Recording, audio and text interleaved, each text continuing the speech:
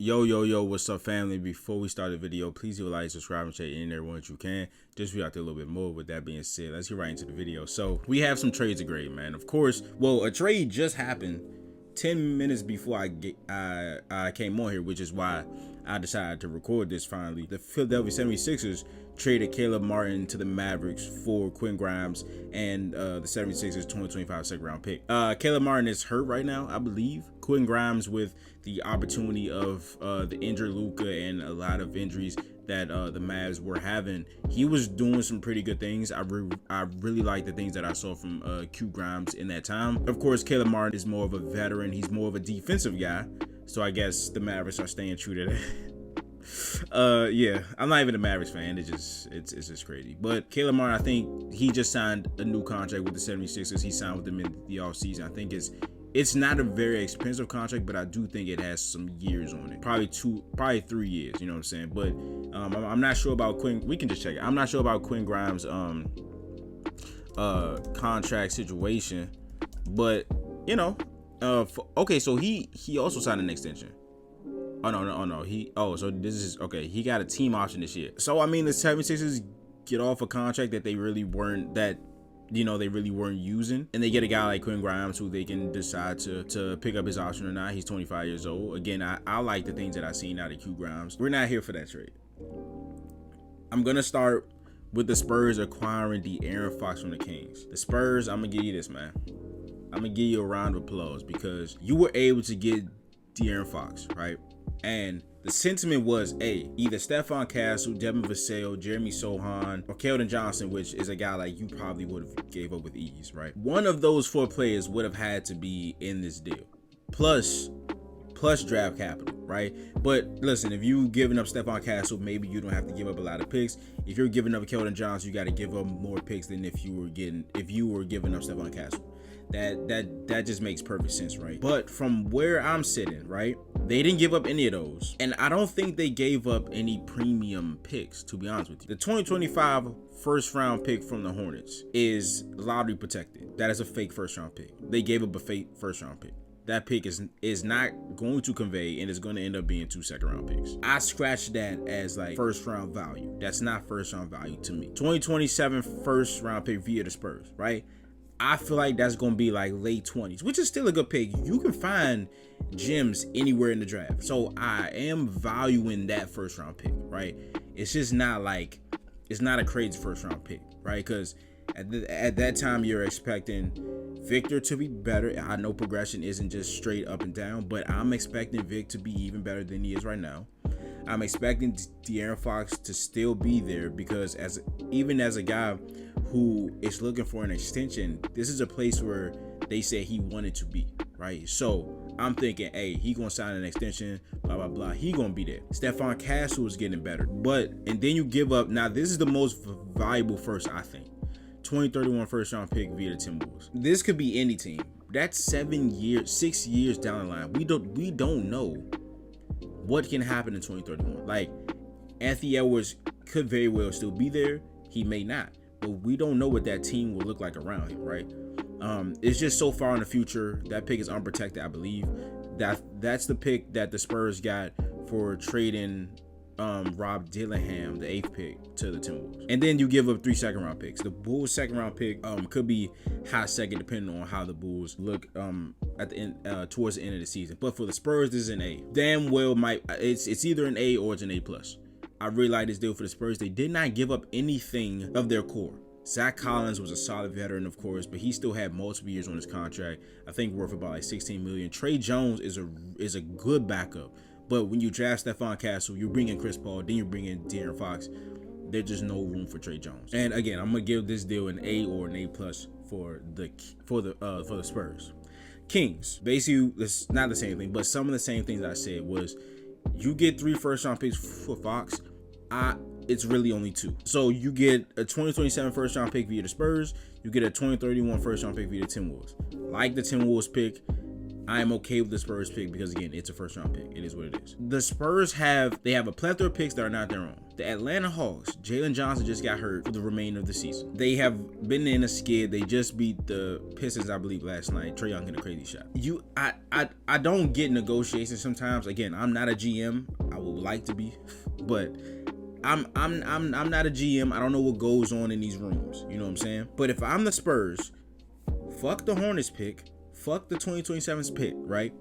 Give me the 2031 first and the Hawks first for this year. Now, the good thing about the Spurs is they got Victor.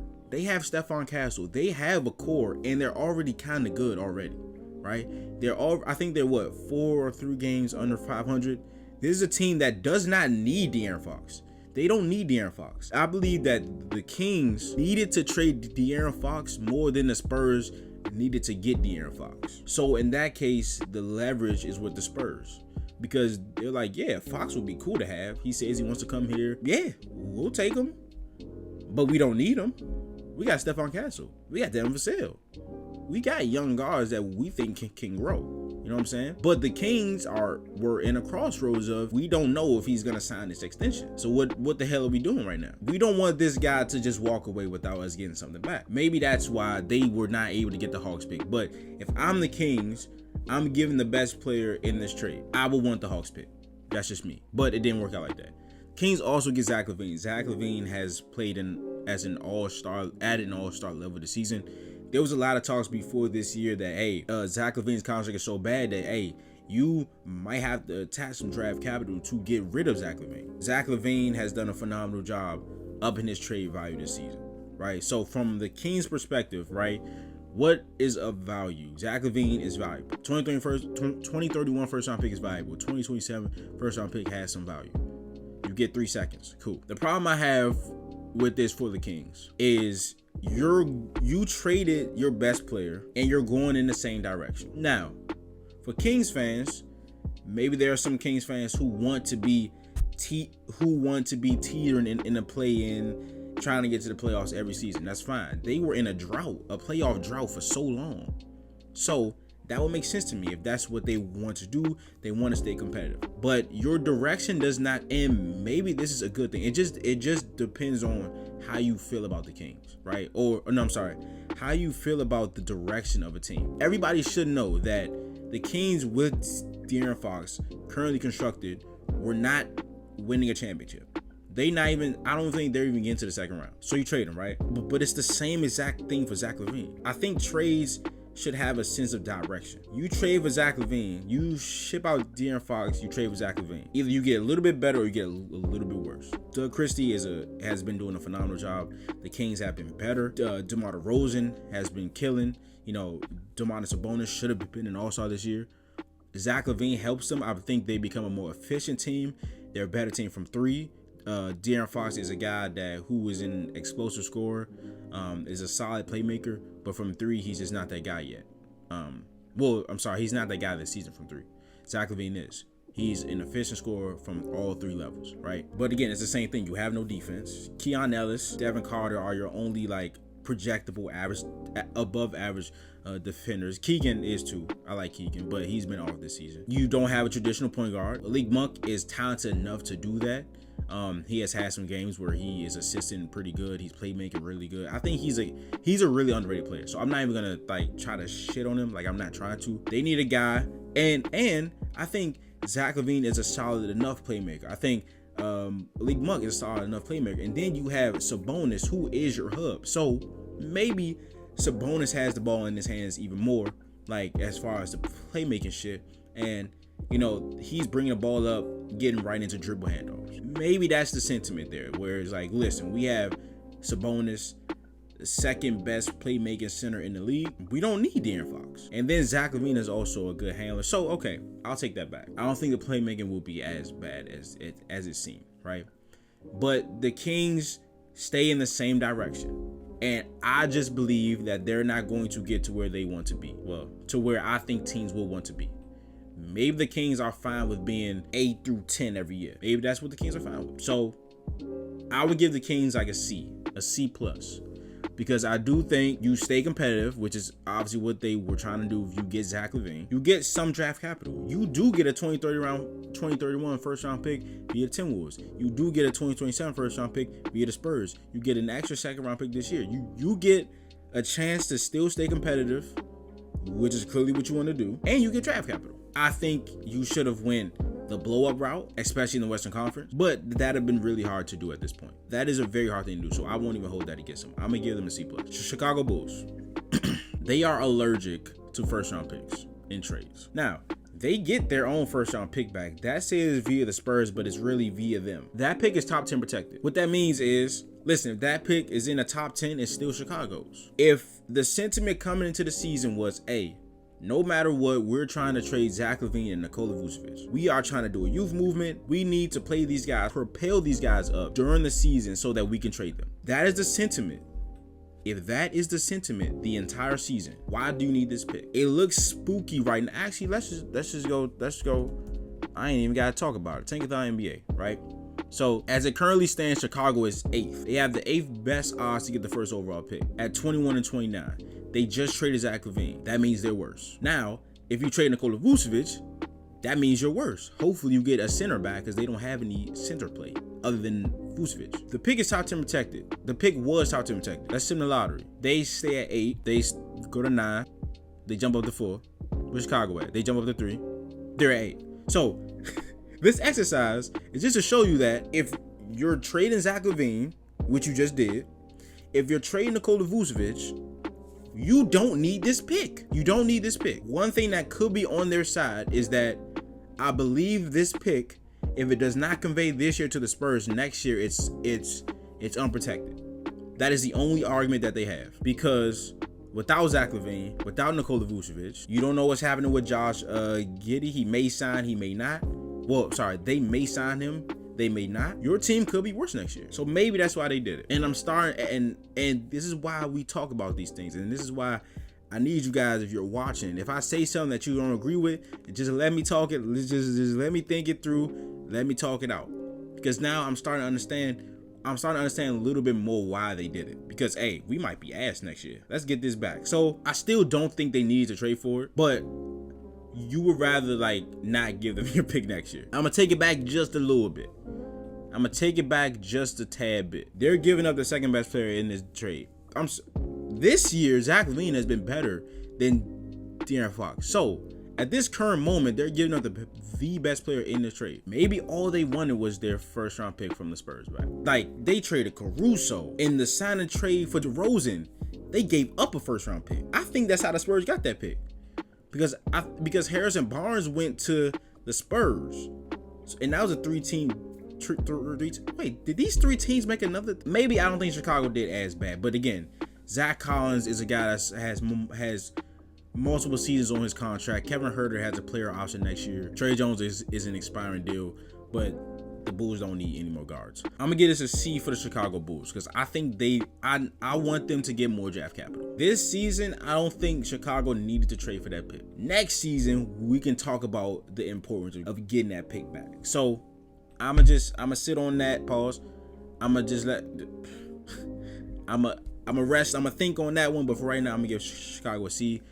It was about to be a D plus because you didn't get any of your first round picks. You didn't get any additional first round picks, but it's weird. Now, what you came here for? Clippers trade now. Luka, AD. This deal came out 12:30 at night. I'm in the bed, but not at my own home, by the way. So I couldn't be like, holy shit, I couldn't wake up nobody. You know what I'm saying?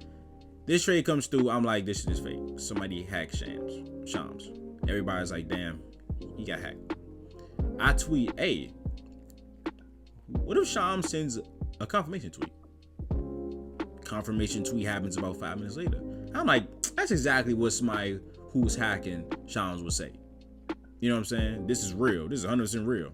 Yeah, sure. Then I tweet, hey, what do we do if Chris Haynes confirms this? Chris Haynes confirms the deal. This is exactly how it was. I was just stuck. I was shocked. I go outside in 10-degree weather in Boston, and I start a Twitter space. For the first 5 minutes, I don't think I spoke English. It was just like, oh, like what the fuck? What just happened? So, a lot to unpack here. I'm gonna try to keep it short because I have to edit this shit. Not short, but I'm not gonna slide Jock because I gotta edit. But you know what I'm saying. Listen, the Lakers receive Luka Doncic, Maxi Kleber, and Markieff Morris. The Mavericks receive Anthony Davis, Max Christie, a 2029 first-round pick. The Utah Jazz receive Jalen Hood-Schifino. They're facilitating this trade. They receive Jalen Hood-Schifino, a 2025 second-round pick, and a 2025 second-round pick. They got 2 seconds for this year just to be a part of this shit. So cool. They also get Jalen Hood-Schifino. Hopefully he can turn into something. I liked him when he came out of Indiana. Trade in Luka Doncic, a guy that has been all NBA 5 times already at the age of 25. Is a very, very rare company, a very, very rare thing to do. You just trade him. So the thing that everybody has heard is the conditioning part. It's the conditioning, well, the lack thereof. It's they're trying to win now, blah, blah, blah, blah. I'm gonna break those 2 things down to what I think, right? Conditioning, right? There has been some issue with that from Luka. There has to be something personal here that we're missing. There has to be something more that has not come to light yet for them to feel like that they have to trade Luka Doncic for this package. Now, if they arrive at the conclusion that they want to trade Luka, which is still not smart, why not open it? Why not have a bidding war? But obviously the Mavericks are not looking for that type of deal. They said they want to win now. My problem with that is, who's a better player right now, Anthony Davis or Luka Doncic? If you are a team and you're like, okay, I'm starting from scratch, I want to win a championship this season, who you picking? Now, that might not be as clear, dry cut as I think it is, which is fine. Some people think Luka Doncic is a fat slob. Fine. And I think the mentality of a player is very important here. So the Mavericks are an organization that wants to win more often than not. They're trying to win. They're trying to be competitive, right? So if they don't think his attitude or his mindset up here is right, as to where, listen, yeah, you're dropping 30, 10 to 10. You're a top 5 player in the NBA, but maybe you think you're the greatest shit ever. You treat this, you say whatever you want to the front office. You think you can just come in here and be lazy and just drop this shit because you have all the talent in the world. Maybe he's doing some shit at practice. Maybe he's blowing practice off. Like, there are so many things that could have happened to lead them up to this point. And this is why I think that. I think that because everything that you're seeing has the sentiment that the Mavs just wanted to be done with this shit. Has the sentiment that the Mavs just wanted to wash their hands with Luka fucking Doncic. You get back, there are reports that the deal had Dalton Connect in it and the 2031 first round pick. And Pelinka talked him down. I have Luka Doncic. Why am I not the negotiator? Why are you talking? If I call your phone with Luka Doncic potentially coming to your team, you're not speaking, bro. You're not speaking. The only thing you need to say is yes or no. You're not speaking. If I have Luka Doncic, my price is set. My price is set, dude. How do I have Luka Doncic and I don't get a 2031 first round pick? How do I not clear your cachet of picks when you only got 2? It's not like the Thunder have 17 picks and I'm saying, oh, I didn't clear the cachet picks. No, they have two tradable first round picks. You didn't clear that. They should have no picks. Anthony Davis is a phenomenal NBA player. Anthony Davis is an all NBA caliber player. And to be honest with you, I like the team that the Mavericks are building. I do. Defensively, they will be much better, but offensively, you're gonna be worse. Then you just trade for Caleb Martin. You get a young player in Max Christie, and you get a 2029 first round pick. I think they're building a solid roster. I really do. But everything is just like, for some way, somehow, the Lakers had all the leverage in this deal. Why does Rob Pelinka think that he can negotiate down from Dalton Connect in the 2031 first round pick when he's receiving Luka Doncic? Why? And if Kleber was healthy, that is a person that can actually help the Lakers, because that is a big that they need. He can space the floor. He's familiar with Luka Doncic. Why did Rob Pelinka, unless this man just got incredible nuts, helicopter-sized nuts, where he just like, listen, I don't give a fuck who you give me, man. You're not getting my 2021 pick, and you're not getting my rookie. And Nico Harris was just like, all right, bro. But that's there go right there. For some reason, he was just like, okay, fuck it, take him. Why? It's Luka. Why? They gotta be something personal. It has to be something personal. For the Lakers, this is an A+. Because now, I think all the concerns that the Mavericks had with Luka Doncic, conditioning, maybe his mentality isn't the greatest. Maybe he's just there. He's just so good because of his talent. But they're seeing shit behind the scenes that's worrying them. As far as not taking his conditioning seriously, him being injured after they supposedly gave him an 11-day absence to get healthy, to get his body right, and he came back hurt and overweight. I think most of that shit goes away because he's more motivated now. I'm seeing everything that's coming out from the Mavericks side trying to justify why they traded him. I think he's seeing it too. And then he's going to play with a motherfucker that's playing great at 40 years old, 41, 40 years old, that is widely known as probably the best ever at taking care of his body. You don't think he passed on that knowledge? You don't think he introducing him to the plug? You don't think Bron introducing him to the body care specialist plugs? I think he is. Because I think now Bron can finally pass the torch to somebody. They got a championship out of Anthony Davis. Oh my, they got a championship off of AD and Luka Doncic. AD, your services, I greatly appreciate it, brother. This takes so much pressure off that front office. Every year is, how are you maximizing LeBron James? Also, the Mavericks weren't trying to pay Luka. They fucked Luka out of 117 M's, which is crazy. Again, there's something that the Mavericks know that they're not sharing. That something pushed them over the edge, or a number of things led them to do this trade. Maybe contract was one of them. They probably think that there are places that Luka wants to extend to that will extend at. Dorian Finney-Smith helps the Lakers' case for Luka to resign it, because they used to be like this. Grades, Lakers an A+. Their defense becomes worse, of course. They still need a big. But again, over the past years, it's been pressure on Rob Pelinka. How are you going to maximize LeBron James? That no longer is a thing. You are okay after LeBron leaves because you got this motherfucker. You are okay when LeBron leaves because you have him. And I cannot stand the people saying that Luka and Doncic and LeBron James can't play together. These are two of the best thinkers in the game right now. You telling me a Luka Bron pick and roll not gonna work? If Luka Doncic is handling the ball and LeBron James is setting the screen, are you telling me that can't work? Dalton Connect in the corner, Austin Reeves in the corner, Hachimura cutting, Dorian Finney-Smith. You tell me that's not gonna work? Now, they need a big. I'm not saying this is a championship team, but I cannot imagine two of the best thinkers in the game right now not being able to play off each other. I think Bron is versatile enough to play up and down the lineup offensively. Luka Doncic is not a defensive guy. I think they are a smaller team, right? I don't think Jackson Hayes is an NBA starting center. They need to trade somebody. They need to be a more complete team. But as far as Luka and Bron, I don't think there's no way. I don't think they will have a problem playing off each other. They're too smart. They're too good. Mavericks, I give this deal a D or an F, and it's not because of, again, if any other team is getting back AD in a trade, it's an automatic win. In a lot of cases, it's an automatic win. But you're talking about some win now shit when I think Luka is better than AD, right? Their GM said they're only thinking about the future as 3 to 4 years, not 10. That's the way you fuck your franchise. Healthy Luka Doncic, healthy AD, and then conditioning, and then trade for AD.